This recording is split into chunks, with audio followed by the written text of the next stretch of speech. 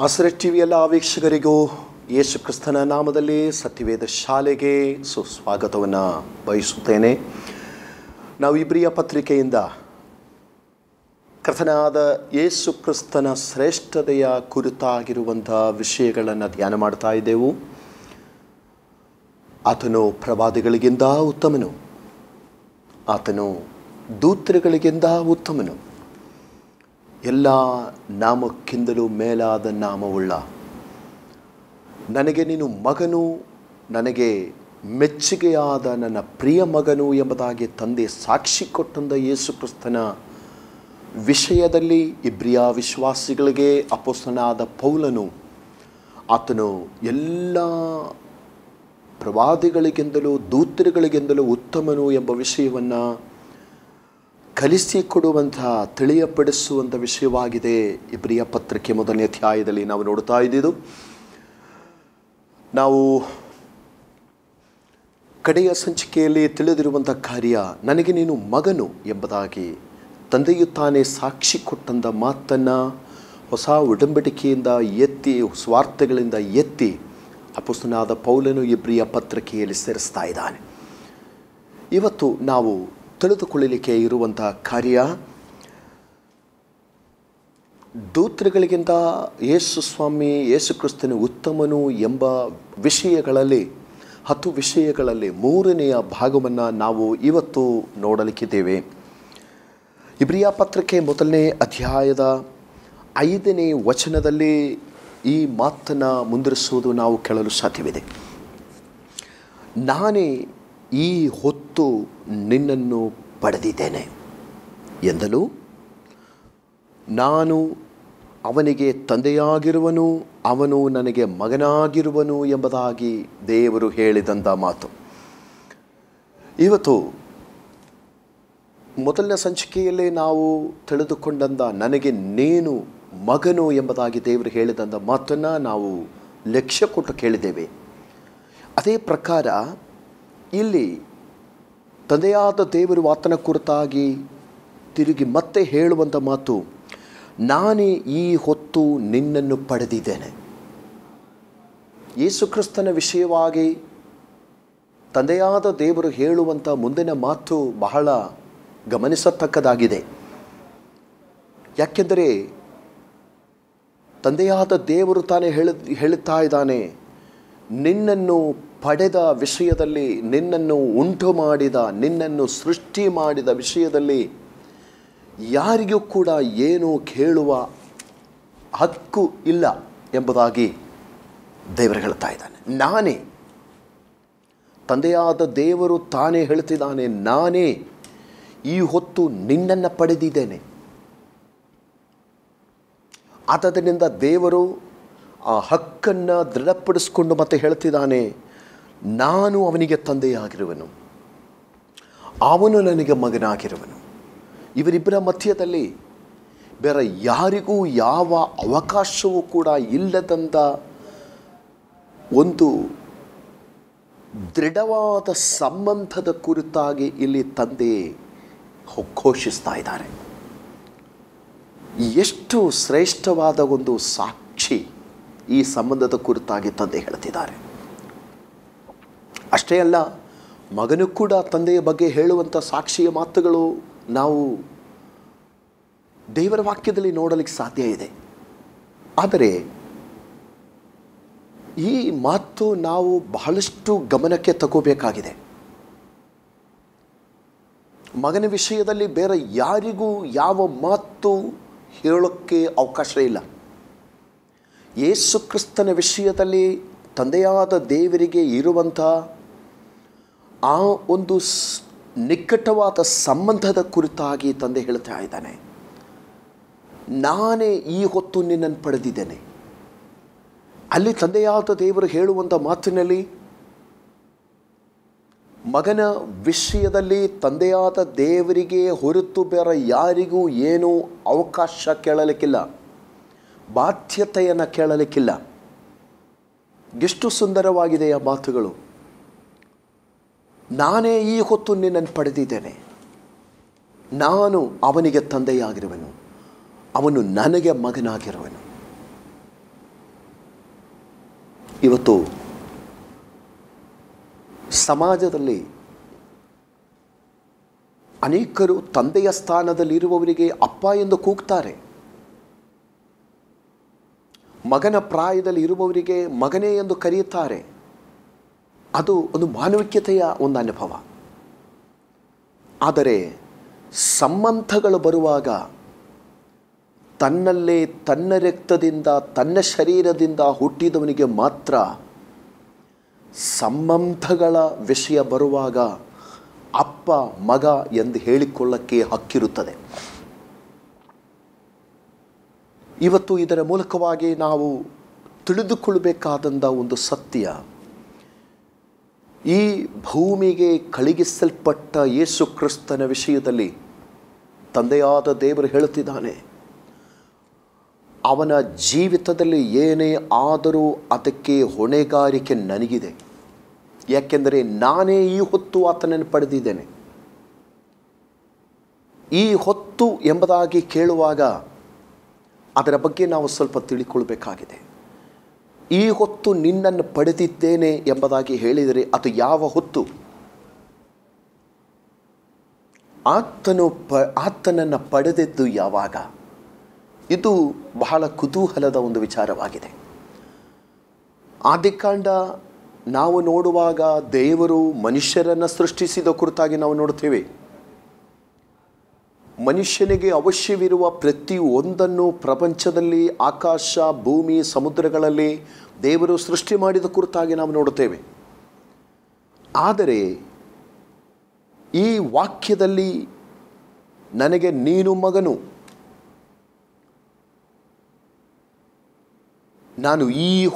ನಾನೇ ಈ ಹೊತ್ತು ನಿನ್ನನ್ನು ಪಡೆದಿದ್ದೇನೆ, ನಾನೇ ಈ ಹೊತ್ತು ನಿನ್ನನ್ನು ಪಡೆದಿದ್ದೇನೆ, ನಾನು ಅವನಿಗೆ ತಂದೆಯಾಗಿರುವನು, ಅವನು ನನಗೆ ಮಗನಾಗಿರುವನು. ಇದು ನಾನೇ ನಿನ್ನ ತಂದೆ, ನೀನೇ ನನ್ನ ಮಗ. ಇದನ್ನು ಯಾರು ಕೇಳಕ್ಕೆ ಸಾಧ್ಯ? ಯಾರು ಹೇಳಕ್ಕೆ ಸಾಧ್ಯ? ಇಂಥ ಒಂದು ಹಕ್ಕು ಈ ಮಾತಿನಲ್ಲಿ ನಾವು ನೋಡುವುದಕ್ಕೆ ಕಾರಣ ಏನೆಂದರೆ, ನಾನೇ ಈ ಹೊತ್ತು ನಿನ್ನನ್ನು ಪಡೆದಿದ್ದೇನೆ ಎಂಬ ಮಾತು. ಪಡೆದವನಿಗೆ ಮಾತ್ರ ಅಪ್ಪನಾಗಿರಲಿಕ್ಕೆ ಸಾಧ್ಯ. ಪಡೆದವನಿಗೆ ಮಾತ್ರ ನೀನೇ ನನ್ನ ಮಗ ಎಂದು ಹೇಳಕ್ಕೆ ಸಾಧ್ಯ. ಇದೊಂದು ದೊಡ್ಡ ಸಾಕ್ಷಿಯಾಗಿದೆ. ಒಬ್ಬ ತಂದೆ ಮಗನನ್ನು ನೋಡಿ ಹೇಳ್ತಾ ಇದ್ದಾನೆ, ನಾನೇ ನಿನ್ನನ್ನು ಪಡೆದಿದ್ದೇನೆ, ನಾನೇ ನಿನ್ನಪ್ಪ. ಆ ಮಗನಿಗೆ ಕರೆದು ಹೇಳ್ತಾ ಇದ್ದಾನೆ, ನೀನು ನನ್ನನ್ನು ಕೂಗು, ಅಪ್ಪ ಎಂದು ಕೂಗು. ಇದು ಸಂಬಂಧ.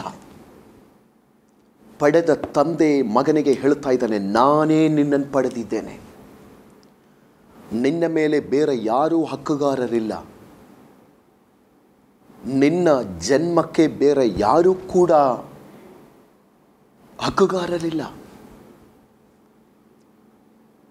ಈ ಒಂದು ಮಾತು ನಿಶ್ಚಯವಾಗಿ ಯೇಸು ಕ್ರಿಸ್ತನಿಗೆ ಬೇರೆ ಭೂಮಿಯಲ್ಲಿ ಯಾರು ಕೂಡ ಕೊಡದೇ ಇರುವಂಥ ದೊಡ್ಡ ಪದವಿ ಸ್ಥಾನವನ್ನು ಕೊಡ್ತಾ ಇದೆ. ಇವತ್ತು ನಾವು ಧ್ಯಾನ ಮಾಡುತ್ತಿರುವ ಈ ವಿಷಯದಲ್ಲಿ ನಮ್ಮನ್ನು ಪಡೆದವನು ಹೇಳುತ್ತಿದ್ದಾನೆ, ನಾನೇ ನಿನ್ನಪ್ಪ. ನಮ್ಮನ್ನು ಉಂಟು ಮಾಡಿದವನು ಹೇಳ್ತಾ ಇದ್ದಾನೆ, ನೀನೇ ನನ್ನ ಮಗ ಎಂಬುದಾಗಿ. ಈ ವಾಕ್ಯಗಳನ್ನು ಹೇಳುವಾಗ ಯೇಸು ಕ್ರಿಸ್ತನ ವಿಷಯದಲ್ಲಿ ನಾವು ಧ್ಯಾನ ಮಾಡುತ್ತಿದ್ದೇವಲ್ಲ, ಈ ವಿಷಯದಲ್ಲಿ ನಾವು ತಿಳಿದುಕೊಳ್ಳಬೇಕಾದಂಥ ಕೆಲವೊಂದು ಸತ್ಯಾಂಶಗಳನ್ನು ಮುಂದಿನ ಸಮಯದಲ್ಲಿ ನಾವು ಧ್ಯಾನ ಮಾಡೋಣ. ಈ ವಾಕ್ಯ ನಿಮ್ಮ ನೆನಪಿನಲ್ಲೇ ಇರಲಿ. ನಾನೇ ಈ ಹೊತ್ತು ನಿನ್ನನ್ನು ಪಡೆದಿದ್ದೇನೆ. ಯಾವ ಹೊತ್ತು? ಯೇಸು ಕ್ರಿಸ್ತನು ಸೃಷ್ಟಿಸಲ್ಪಟ್ಟಿದ್ದು ಯಾವಾಗ? ಮಗನು ಸೃಷ್ಟಿಸಲ್ಪಟ್ಟಿದ್ದು ಯಾವಾಗ? ಈ ವಿಚಾರ ಬಹಳ ಕುತೂಹಲದಿಂದ ನಾವು ತಿಳಿದುಕೊಳ್ಳಬೇಕಾದಂಥ ಕಾರ್ಯ. ಆತನೆಲ್ಲಿಂದ ಬಂದ? ಇದು ನಾವು ತಿಳಿಯಬೇಕಾದಂಥ ಕಾರ್ಯ ಆಗಿದೆ. ಅದಕ್ಕೋಸ್ಕರ ಒಂದು ವಾಕ್ಯವನ್ನು ನಿಮ್ಮ ಗಮನದಲ್ಲಿ ತರಲಿಕ್ಕೆ ನಾನು ಕರ್ತನಲ್ಲಿ ಇಚ್ಛಿಸ್ತೇನೆ. ಯೋಹಾನನ ಸುವಾರ್ತೆ 1ನೇ ಅಧ್ಯಾಯ ಅದರ 12ನೇ ವಚನವನ್ನು ನಾವು ಓದಿದ್ದರೆ ಬಹಳ ಇದಕ್ಕೆ ಸಂಬಂಧಪಟ್ಟ ಒಂದು ವಾಕ್ಯ ಅದು. ಯಾವನು ದೇವರನ್ನು ಯಾರು ಎಂದು ಕಂಡಿಲ್ಲ. ಗಮನಿಸಿ, ದೇವರನ್ನು ಯಾರು ಎಂದು ಕಂಡಿಲ್ಲ. ಯಾವನು ಏಕಪುತ್ರನು ಸ್ವತಃ ದೇವರು ಆಗಿದ್ದು ತಂದೆಯ ಎದೆಯಲ್ಲಿದ್ದಾನೋ ಆತನೇ ತಿಳಿಯಪಡಿಸಿದನು. ನೋಡಿ, ಈತನು ಎಲ್ಲಿಂದ ಬಂದ? ನಾನೇ ಈ ಹೊತ್ತು ನಿನ್ನನ್ನು ಪಡೆದಿದ್ದೇನೆ ಎಂದು ತಂದೆಯಾದ ದೇವರು ಮಗನಾದ ಯೇಸು ಕ್ರಿಸ್ತನ ವಿಷಯದಲ್ಲಿ ಹೇಳುವಾಗ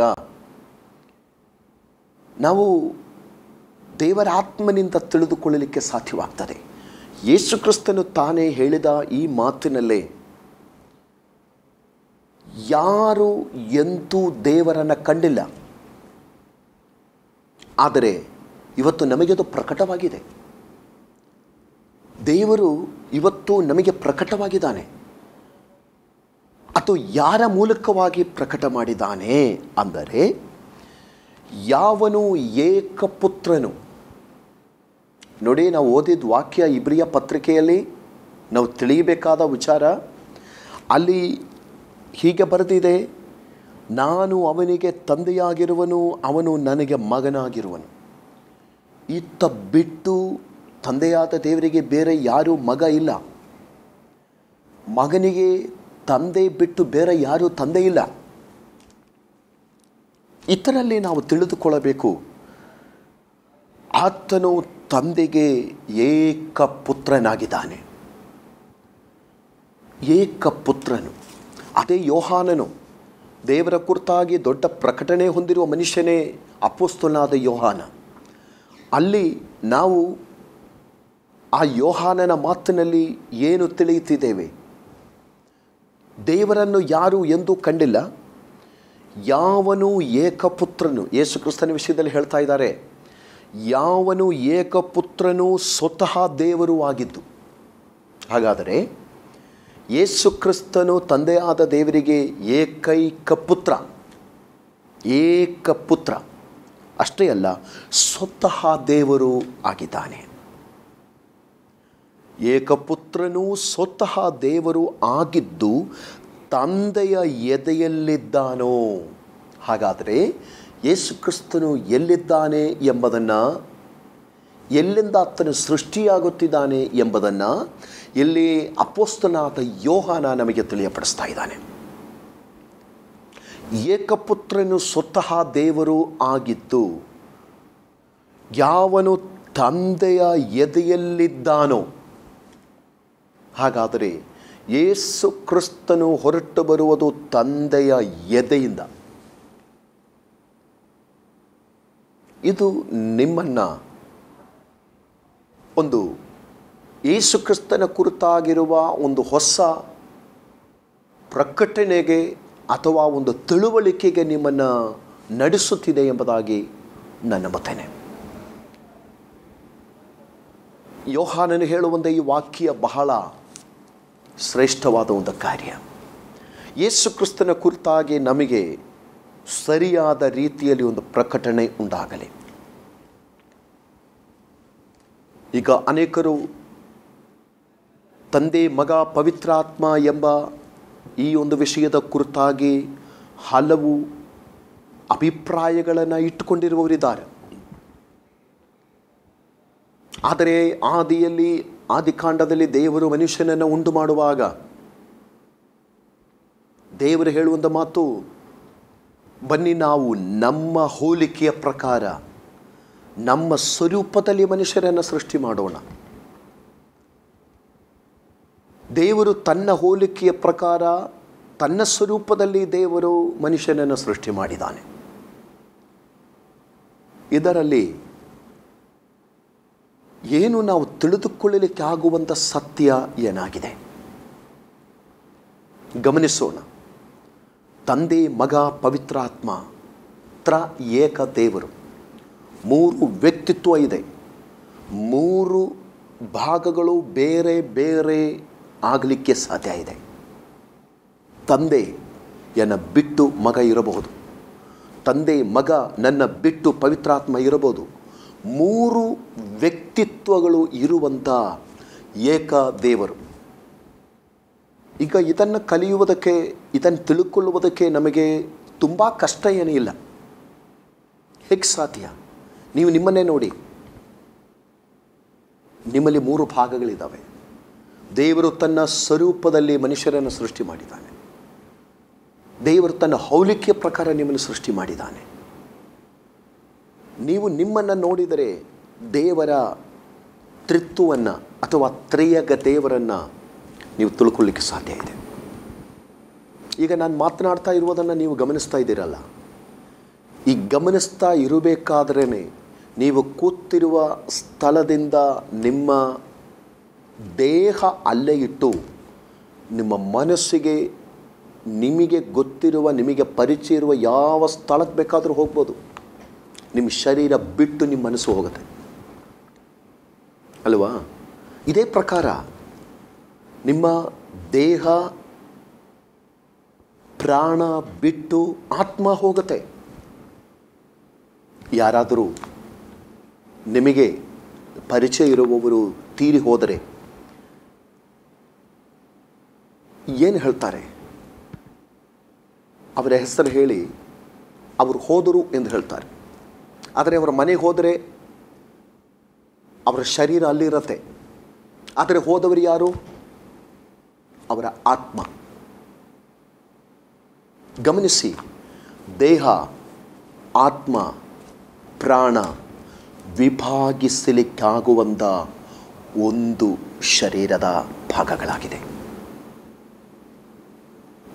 ಇದೇ ಪ್ರಕಾರ ತಂದೆ, ಮಗ, ಪವಿತ್ರಾತ್ಮ 3ಕ್ಕೂ ವ್ಯತ್ಯಾಸ ಇದೆ.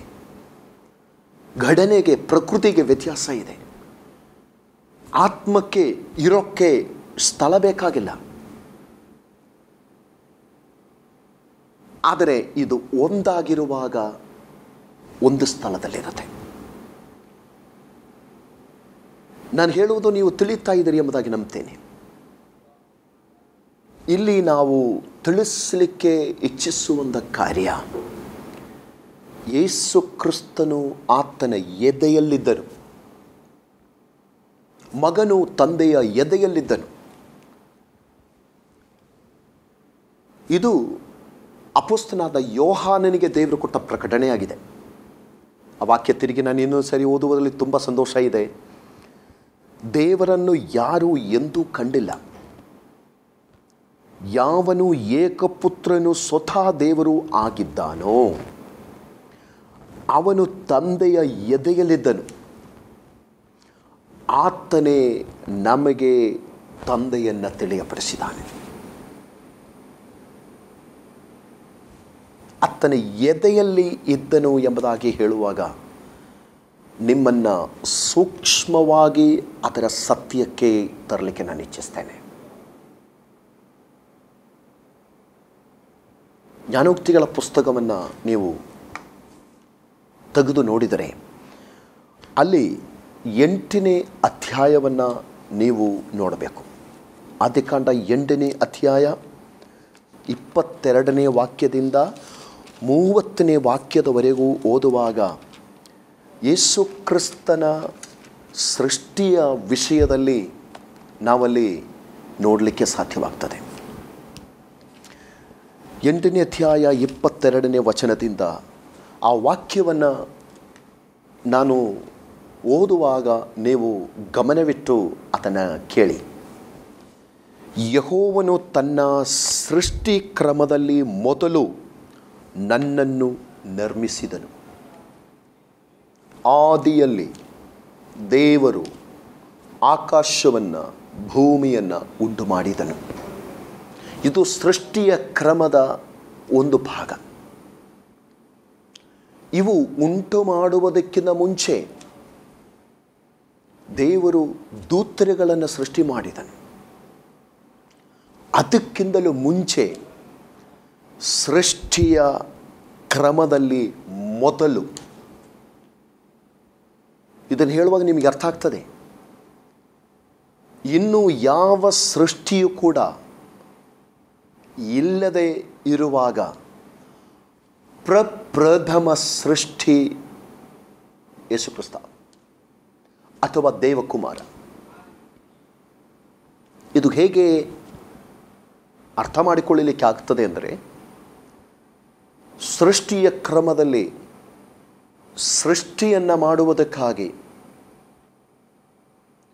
ತಂದೆಯಾದ ದೇವರು ತನ್ನ ಬಾಯನ್ನು ತೆರೆಯುವಾಗ ಎದೆಯೊಳಗೆ ಇದ್ದಂಥ ಯೇಸು ಕ್ರಿಸ್ತನೆಂಬ ಜೀವವುಳ್ಳ ವಾಕ್ಯ, ಆದಿಯಲ್ಲಿ ವಾಕ್ಯವಿತ್ತು, ಆ ವಾಕ್ಯವು ದೇವರ ಬಳಿಯಲ್ಲಿತ್ತು, ಆ ವಾಕ್ಯವು ದೇವರಾಗಿತ್ತು. ಇದು ಕೂಡ ಯೋಹಾನನ ಪ್ರಕಟಣೆಯಾಗಿದೆ. ಅಪೊಸ್ತಲನಾದ ಯೋಹಾನನ ಹೇಳುವಂಥ ಮಾತಾಗಿದೆ. ನಿಶ್ಚಯವಾಗಿ ನೀವೊಂದು ಸತ್ಯವನ್ನು ತಿಳಿಯುತ್ತೀರಿ. ಈಗ ಯೇಸು ಕ್ರಿಸ್ತನು ಎಲ್ಲಿಂದ ಹೊರಟು ಬಂದ? ತಂದೆಯಾದ ದೇವರ ಎದೆಯೊಳಗಿಂದ ಹೊರಟು ಬಂದ. ಅಪೊಸ್ತಲನಾದ ಯೋಹಾನನ ಪ್ರಕಟಣೆ. ತಿರುಗಿ ಅಪೊಸ್ತಲನಾದ ಯೋಹಾನ ತನ್ನ ಸುವಾರ್ತೆಯಲ್ಲಿ ಮೊದಲನೇ ಅಧ್ಯಾಯ ಆರಂಭವಾಗಿದ್ದವನ ವಿಷಯ ಹೇಳ್ತಾ ಇದೆ. ಆದಿಯಲ್ಲಿ ವಾಕ್ಯವಿತ್ತು. ಯಾವಾಗ? ಸೃಷ್ಟಿ ಕ್ರಮದಲ್ಲಿ ಮೊದಲನೆಯ ಸಮಯ. ಇವತ್ತು ನನ್ನನ್ನು ಈ ಸತ್ಯವೇದ ಶಾಲೆಯ ಮೂಲಕವಾಗಿ ಕೇಳುತ್ತಿರುವಂಥ ನನ್ನ ಪ್ರೀತಿಯ ವೀಕ್ಷಕರಿಗೆ ನಾನು ಹೇಳಲಿಕ್ಕೆ ಇಚ್ಛಿಸ್ತೇನೆ, ಯಾವುದಾದರೂ ಒಂದು ಸೃಷ್ಟಿಯ ಕೈಗಳಿಂದ ಸೃಷ್ಟಿಸಲ್ಪಡುವ ಒಂದು ಮೂರ್ತಿ ಅಲ್ಲ ಯೇಸುಕ್ರಿಸ್ತ. ಸರ್ವ ಸೃಷ್ಟಿಗೂ ಮೊದಲು ಸೃಷ್ಟಿಯಾದವನೇ ಯೇಸುಕ್ರಿಸ್ತ. ಅದಕ್ಕೆ ದೇವರು ತನ್ನ ಸೃಷ್ಟಿಯಾದ ಮನುಷ್ಯರಿಗೆ ಮಾತು ಕೊಡ್ತಾನೆ, ನೀವು ಯಾವ ಮೂರ್ತಿಗಳನ್ನು ಮಾಡಬೇಡಿರಿ. ಆಕಾಶದಲ್ಲಿ ಇರುವುದಾಗಲಿ, ಭೂಮಿಯಲ್ಲಿ ಇರುವುದಾಗಲಿ, ಸಮುದ್ರದಲ್ಲಿ ಇರುವುದಾಗಲಿ, ಯಾವ ಮೂರ್ತಿಗಳನ್ನು ಮಾಡಬಾರದು, ಅದನ್ನು ಸೇವಿಸಬಾರದು. ಅದನ್ನು ಮಾಡುವವರು ದೇವರನ್ನು ಅವಮಾನಪಡಿಸ್ತಾ ಇದ್ದಾರೆ. ಇವತ್ತು ನನ್ನನ್ನು ಕೇಳುವ ನನ್ನ ಪ್ರಿಯರಾದ ವೀಕ್ಷಕರಿಗೆ ನಾನು ಒಂದು ಮಾತು ಹೇಳಲಿಕ್ಕೆ ಇಚ್ಛಿಸ್ತೇನೆ, ನೀವು ನಿಮ್ಮನ್ನು ಉಂಟು ಮಾಡಿದ ದೇವರು ನಿಮಗಿಂತ ಮೊದಲಿದ್ದವನು. ಹಾಗಾದರೆ ಮನುಷ್ಯನ ಕೈಗಳಿಂದ ದೇವರು ಸೃಷ್ಟಿಸಲ್ಪಡಕ್ಕೆ ಸಾಧ್ಯ ಇಲ್ಲ. ಅದು ಯಾವುದೇ ರೂಪ ಆಗಲಿ, ಸೂರ್ಯ ಆಗಲಿ, ನಕ್ಷತ್ರಗಳಾಗಲಿ, ಇದು ಆಕಾಶದಲ್ಲಿ ಇರುವುದು. ದೇವರನ್ನು ಯಾರೂ ಎಂದೂ ಕಂಡಿಲ್ಲ. ಹಾಗಾದರೆ ಆಕಾಶದ ಮೇಲೆ ಪರಲೋಕದಲ್ಲಿ ಇರುವ ದೇವರನ್ನು ಕೂಡ ಯಾರೂ ಕಾಣಲಿಲ್ಲ. ಹಾಗಾದರೆ ದೇವರ ರೂಪವನ್ನು ಕೂಡ ಮೂರ್ತಿಯಾಗಿ ಮಾಡಬಾರದು ಎಂಬುದೇ ಈ ಮಾತಿನ ಅರ್ಥ. ಆಕಾಶದಲ್ಲಿ ಇರುವುದಾಗಲಿ, ಭೂಮಿಯಲ್ಲಿ ಇರುವುದಾಗಲಿ, ಮನುಷ್ಯ, ಪಕ್ಷಿ, ಪ್ರಾಣಿ, ನೆಲದಲ್ಲಿ ಹರಿದಾಡುವಂಥ ಯಾವುದೇ ಜಂತುಗಳ ಮೂರ್ತಿಯನ್ನು ಮಾಡಬಾರದು. ಅದು ದೈವ ನಿಷೇಧ ಆಗ್ತದೆ. ಇನ್ನು ಸಮುದ್ರದಲ್ಲಿ ಮೀನುಗಳಿದ್ದಾವೆ. ದೇವರು ಹೇಳುವುದು, ಆಕಾಶದಲ್ಲಿ, ಭೂಮಿಯಲ್ಲಿ, ಸಮುದ್ರದಲ್ಲಿರುವ ಯಾವ ಮೂರ್ತಿಗಳನ್ನು ಮಾಡಬಾರದು, ಅವುಗಳಿಗೆ ಅಡ್ಡ ಬೀಳಬಾರದು. ಯಾರಾದರೂ ಮೂರ್ತಿಗಳನ್ನು ಮಾಡಿದರೆ ಅವರು ಸಹ ಅವುಗಳಂತೆ ಇರುತ್ತಾರೆ ಎಂದು ಕರ್ತನ ವಾಕ್ಯ ಹೇಳುತ್ತೆ. ಹಾಗಾದರೆ ಆದಿಯಲ್ಲಿ ವಾಕ್ಯವಾಗಿದ್ದವನು, ತಂದೆಯಾದ ದೇವರ ಎದೆಯಲ್ಲಿ ಇದ್ದವನು, ಸರ್ವ ಸೃಷ್ಟಿಯ ಕ್ರಮದಲ್ಲಿ ಮೊದಲು ನಿರ್ಮಿಸಲ್ಪಟ್ಟವನು ಯೇಸುಕ್ರಿಸ್ತನೇ ಆಗಿದ್ದಾನೆ. ಈ ಸಂಚಿಕೆಯನ್ನು ಮುಕ್ತಾಯಗೊಳಿಸುವ ಸಮಯ ಬಂದಿದೆ. ಈ ವಿಷಯದ ಮುಂದಿನ ಭಾಗಗಳು ಮುಂದಿನ ಸಂಚಿಕೆಯಲ್ಲಿ ನಿಮ್ಮೊಂದಿಗೆ ನಾನು ಹಂಚಿಕೊಳ್ಳುತ್ತೇನೆ. ಸದಾ ವೀಕ್ಷಿಸಿ ಆಸರೆ ಟಿವಿ. God bless you.